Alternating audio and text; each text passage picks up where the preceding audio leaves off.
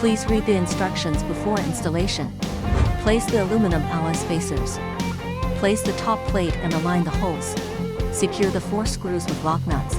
No need to apply the screw adhesive.